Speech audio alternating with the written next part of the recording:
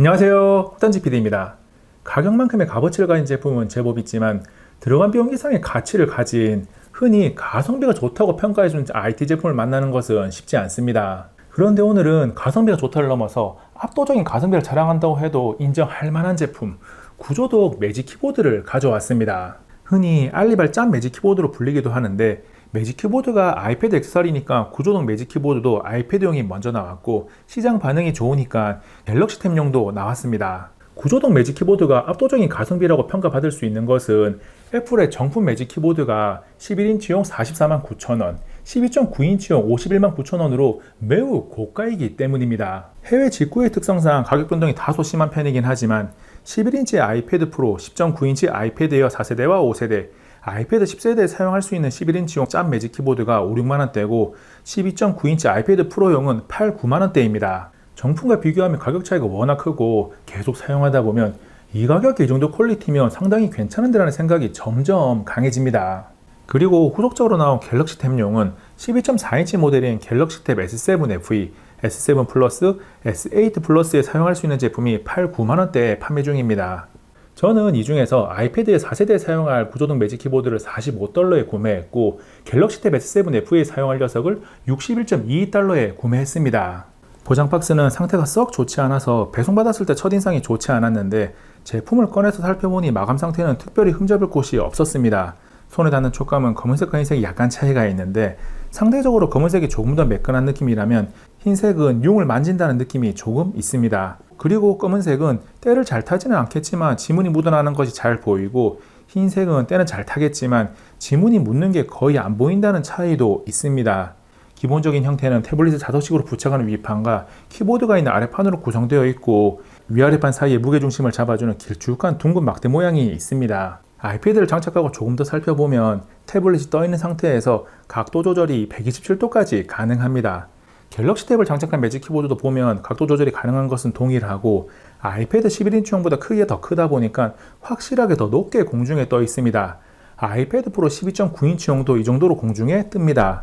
매직 키보드의 장점이 자유로운 각도 조절과 플로팅을 통해서 사용자에게 조금 더 편안한 환경을 만들어주는 것인데 그 효과가 12인치대 태블릿에서 더 확실합니다. 구조동 매직 키보드는 오른쪽에는 USB-C 타입 포트로 충전을 하고 아이패드, 갤럭시 탭 모두 블루투스로 연결하는데 충전 포트 아래에 전원을 켜고 끄는 스위치가 있습니다. 최초 블루투스 연결 후에 껐다 켰을 때 바로바로 연결이 잘 됩니다. 그리고 잠시 자리를 비우거나 사용하지 않은 채로 놔뒀을 때 다시 사용하기 위해서 아무 키나 누르면 바로 반응해서 사용하는데 문제가 없습니다. 그 밖에 매직 키보드 크기에 따라서 대소문자, 블루투스, 전원 LED 인디케이터 배치가 조금 다릅니다.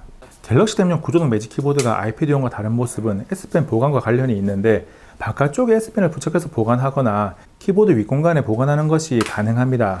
자석으로 부착되어서 도망갈 위험 없이 잘 보관됩니다. 구조동 매직 키보드의 생긴 모습을 조금 자세하게 살펴봤고 이러나 저러나 가장 중요한 키보드 자체를 자세히 들여다보겠습니다. 이 제품이 국내 정식 출시된 제품이 아님에도 한글 각인 옵션이 있다는 것이 매력적인 부분이고 초기 모델에는 표시가 없었는데 어느 순간 한영 전환키 표시까지 잘 되어 있습니다. 아이패드용은 캡스락 위치에 있는 한 A 버튼을 누르면 한영 전환이 되고 갤럭시 탭용은 펑션과 오른쪽 커맨드 키를 동시에 누르면 됩니다.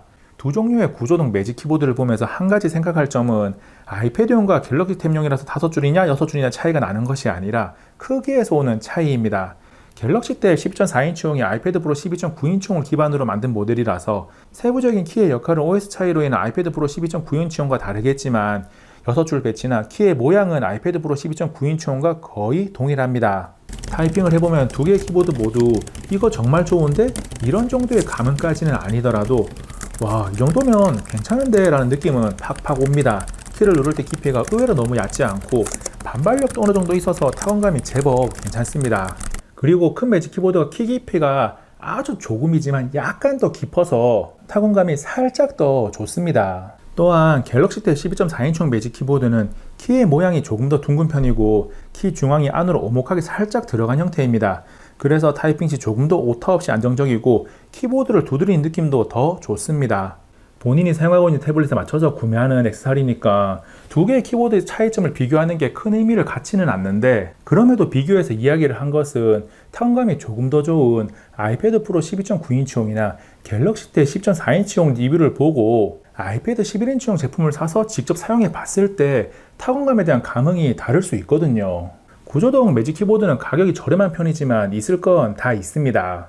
3단 개발 기어의 7가지 색깔 백라이트도 지원하는데 아이패드 11인치용은 백라이트를 켜고 색상을 바꿔보면 백라이트가 있는 것은 알겠는데 카메라에 잘 잡히지 않을 정도로 연합니다. 그나마 갤럭시 탭 12.4인치용은 확실하게 표시가 잘 됩니다.